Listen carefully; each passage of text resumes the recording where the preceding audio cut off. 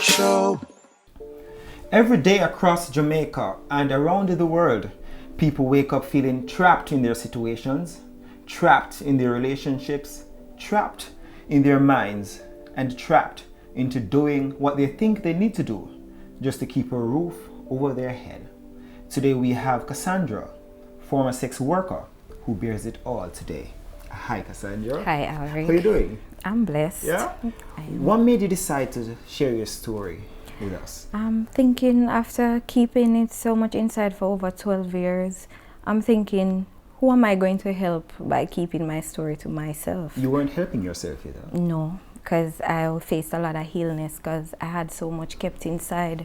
And then I had to be pretending to be somebody I'm not, so I'm playing two different characters, and that was a whole lot of work. You said something very interesting. You said that you bottled everything up inside. Yes. And you had a lot of illnesses. Yes. Right? Now, when you started to talk about it, and started to share, was that now a release for you? Whoa, I'm telling you, I slept. Finally, usually I would have tearsless nights, wake up confused. When I started talking about it, I slept. The first night I actually shared my story at church, I shared my testimony after being delivered. I slept. I'm telling you. That's beautiful. Feather was not that light. So you couldn't have a good sleep like in years? No. What was a typical night like for you? I would wake up just feeling like something is wrong in my life and I need to do something different. But every time I would go forward in trying to do something different, it's like I would make one step forward, 20 steps back. So I was always confused. I was in a state of confusion. I would get angry. I was so hurting. I was so broken. Words couldn't describe the mental trauma that I would face. I was traumatized inside. But looking at me at the outside, I was always smiling, always pushing through. You know, a lot of us, we live secret lives. And when I say secret lives, I mean that we hide behind the smiles. Yes. And we hide behind the fashion and the makeup. And that was for you. Not necessarily fashion. I was always a down-to-earth person, but I was very reserved, quiet. So you would know that I'm dying inside until I'm sick. So I was always sickly. Yeah. Always sickly, always going to the doctor, always spending, and majority of the time they would know what my complaint was. How are you doing these days? These days, what I'm a conqueror. Now? Yes. I overcome sickness and disease, and I couldn't even tell when last I got sick. What? Not even to catch a flu. Are you happy? I am joyful. It's deep. Happy is surface, but joy, it's deep, soul deep. I have no regrets. I look back with no regrets. Not proud of the person I was, but I'm not ashamed of it either. I'm grateful for each and every scar. Why are you not ashamed of your past? Why have you now owned your story? Why? Because I've learned so many lessons and I'm able to teach somebody who was once broken and lost like myself. So I believe, and this is my philosophy and I hold on to it very strongly, as long as you learn a lesson from the mistake you've made, then it's not a mistake, it's not a failure, it's just a lesson learned. But if you have gone through all of that and learned nothing, then you'll be looking back with regrets. Wow. For how long were you engaged in the action of being a sex worker? For how long? From 13 years old. You're a baby, Cassandra. Yeah, very much. I didn't start it out in the centers, but I started out, take note, prostitution, and I'll say quote unquote, it's not being on the street or in a strip club. It's any sexual favors in exchange for money. So I used to talk to older men thinking that they would help me out. So I used to talk to them thinking that I would get help for my son, and maybe somehow they would see that I need love. I just need somebody to believe in me and help me with my son. You were on a quest for love. Yeah. Ended up searching in all that. I needed that male love because my father rejected, abandoned us. My stepfather, as I said, I was the reserved type of child. So I wasn't at all going out like my younger sister would, so people weren't really that drawn to me. Right. So I tend to always be the child who is rejected and pushed one side. And love is one. What were the other reasons you did it? Why did you do it?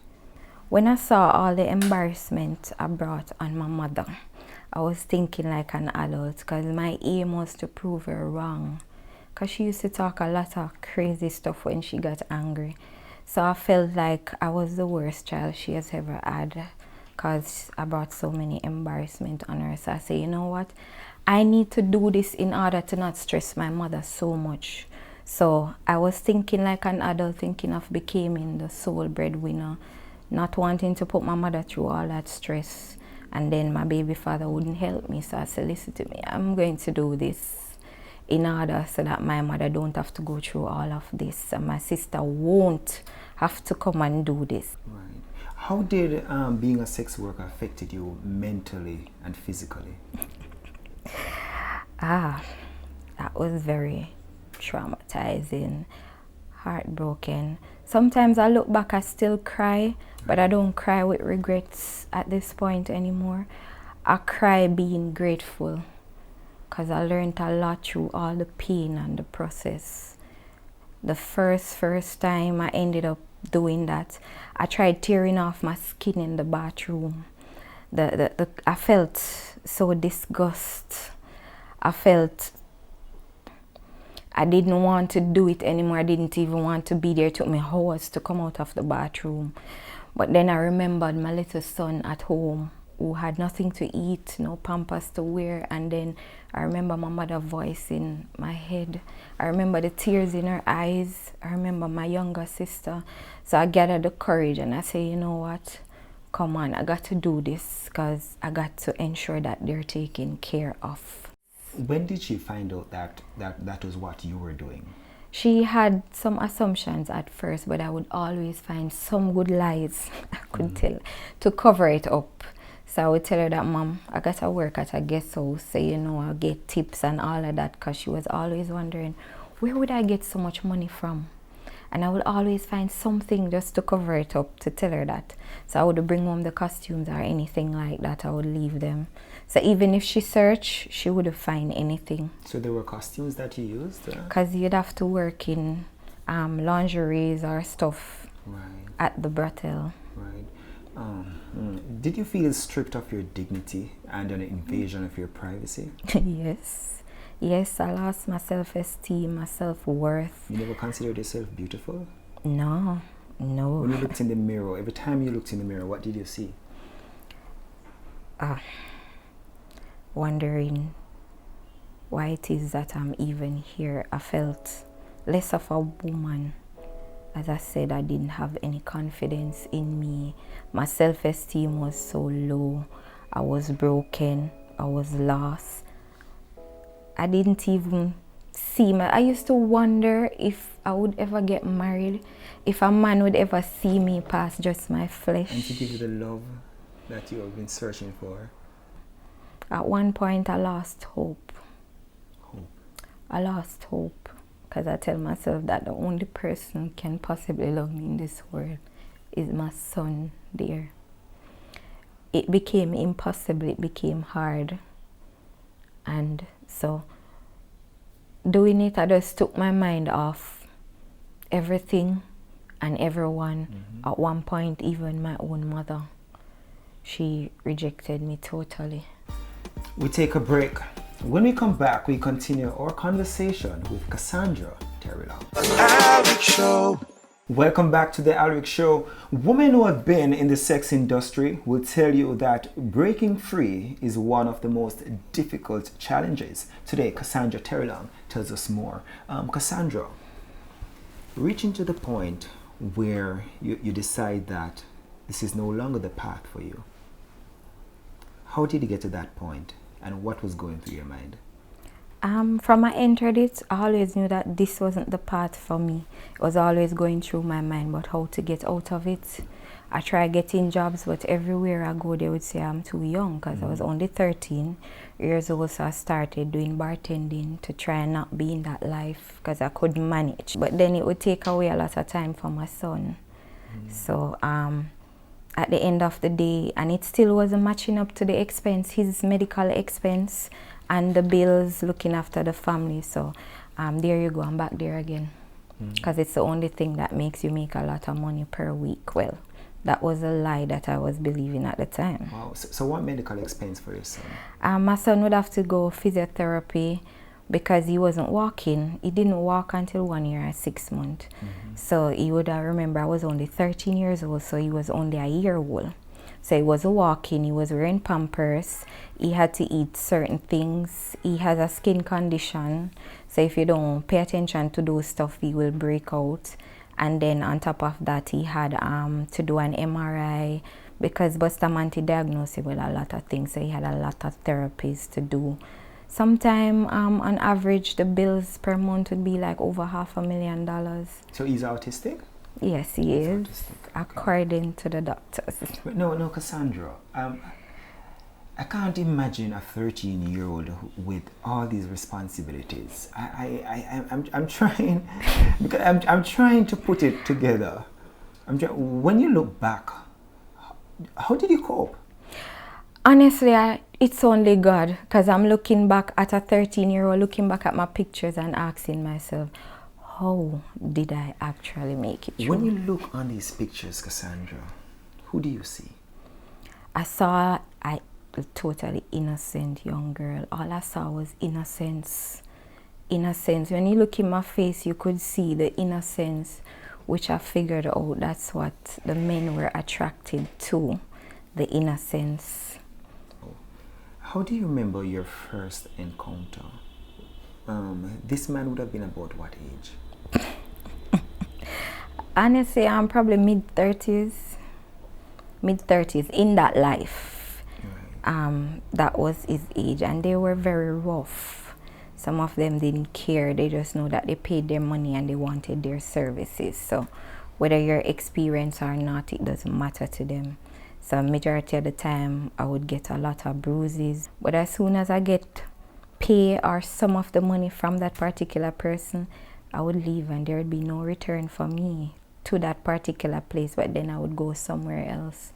And as I grew, I got more mature now, so I started letting them know that, listen, my son is the reason for me doing this, and if you decide to play with my money, then you're going to see my wrath. At one point you said you were hopeless. Yeah. But what kept you? My son. When I look in his eyes, something about when I look in his eyes, he keeps telling me that, Mommy, if you give up, then who is going to stand up for me? Who's going to fight for me? If you give up, then you've given up on me. And I've always told him that I am fighting for you, so you have to believe in yourself and fight for you. So if I gave up and stopped, who was going to fight for him? Were you depressed? Sometimes, yes, I was. But I wouldn't have anybody to talk to. And even if I did, what person would see was just a champion. They wouldn't see somebody dying inside. When I tried reaching out to even the women's center I would go to, and they try to get counseling or so for me, in the counseling session, the counselors would always say, but I don't see where you need help. You need to help other young ladies like yourself. And I'm like, seriously, don't they see that I'm dying here? I need help. Nobody could see that. All they saw was this little warrior. So persons would tend to add more on top of. When did you hit rock bottom? I think when I became 18 years old, and I started finding out about my complications in Antigua. So I started traveling at 18 years old, and I realized that something was severely wrong, because the pain now would So why were you traveling?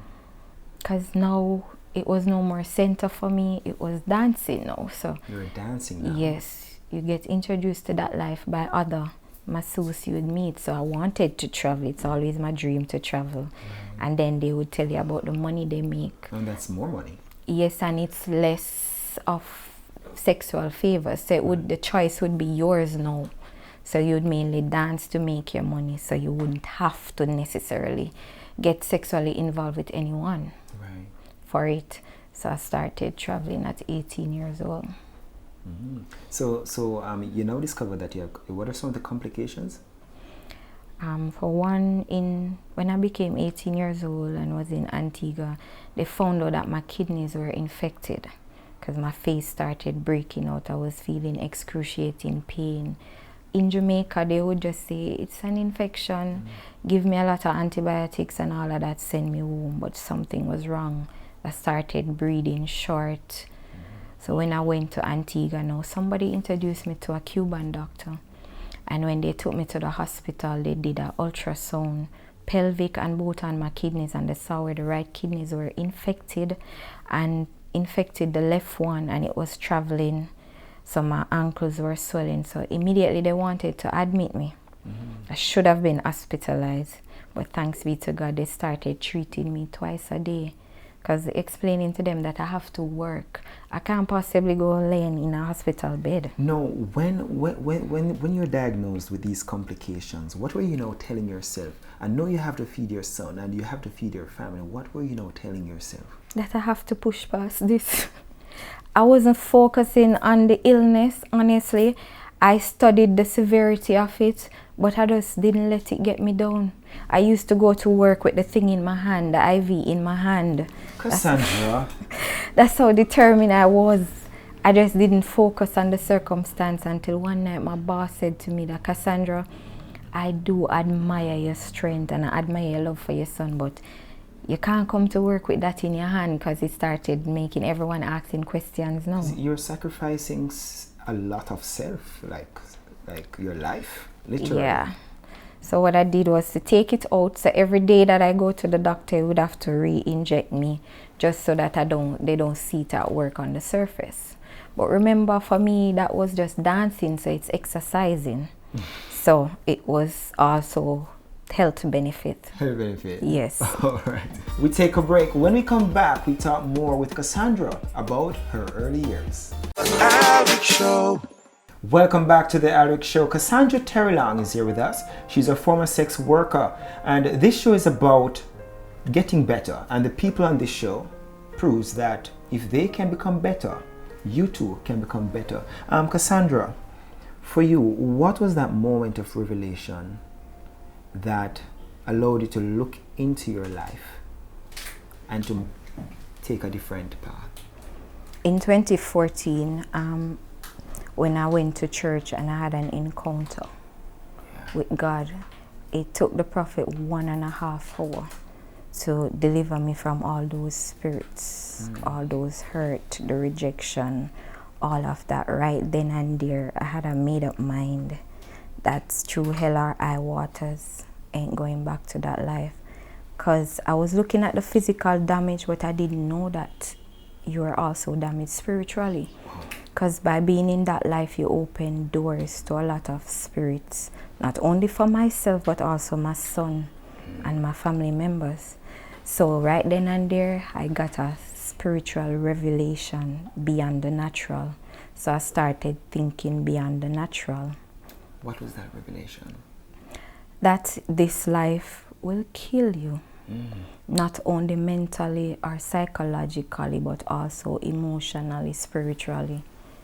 So basically, what I was doing was existing but not living.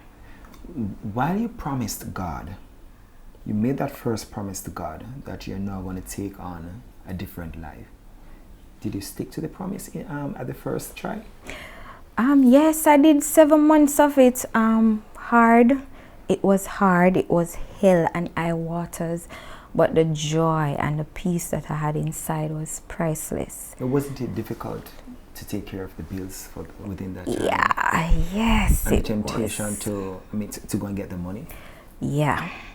So, but I held out for 7 months, I'm not going to lie, with all the bills piling up. It went that bad so till I couldn't even find sanitary napkins to wear. But I was determined still going to church. I didn't even have a slippers on my foot. You went anyway. I still going because of my encounter and the peace and joy that I felt. Inside it was priceless. I know you started to sleep. Yes. And then I would see changes in my son. because Yes. he too had to go through deliverance. How about the relationship with your mother? Now the relationship has reconciled since 2 months ago. Great. Good. God is just Yeah. awesome. It has reconciled. All right. Now, so you've been helping to other people to get over their circumstances. Yes. What is that experience like for you? It's truly an awesome privilege. It's a privilege, really a privilege. I'm very grateful to know that I can share my story to enlighten somebody out there in a darkened world thinking that they have to do this, and to help them to understand that it's all a choice. What are you doing now to pay the bills? What are you doing now? To pay the bills. Now, today, I'm not only an entrepreneur, but also a teacher. So What? I like passing on knowledge, God is Alric. good. I don't keep it to myself. So because of my conditions and my son's condition, I learned to do things the natural way. So I now manufacture, bottle, market, and distribute natural juices, 100% natural juices. Congrats. No sugar, no milk. Molasses is the sugar, and honey for the juices, like the green juices, the beetroot, I use the honey. And in the magnums, it's the molasses and the coconut milk, which improve digestion and helps function, the body function, brain function. Healthy alive. Very. Great. How do you remember 11-year-old Cassandra? 11-year-old Cassandra, innocent and just curious. Curious, very curious. Stubborn too, rebellious. Give my mother a lot of headaches. But if you just leave me, eventually I'll do what you ask, but just don't force me to do it. Who's Cassandra now? Cassandra now is truly a warrior, because I don't think I've ever fought this much for anything in my life. Like I fight to keep my relationship with God. Believe me, truly a warrior and a conqueror, and I stand victoriously today. Cassandra, I must tell you, you're a very beautiful woman. Thank and I can feel your energy. It's very positive. I love the vibration. I want to thank you so much for sharing with us on the Alric Show. All right? Thanks be to There's a lot God. of lives to save. Amen. Amen. Amen. All right. We want to thank Cassandra Terry Long for sharing her story with us today on the Alric Show. The Alric Show will be back next week. I'm beaten up.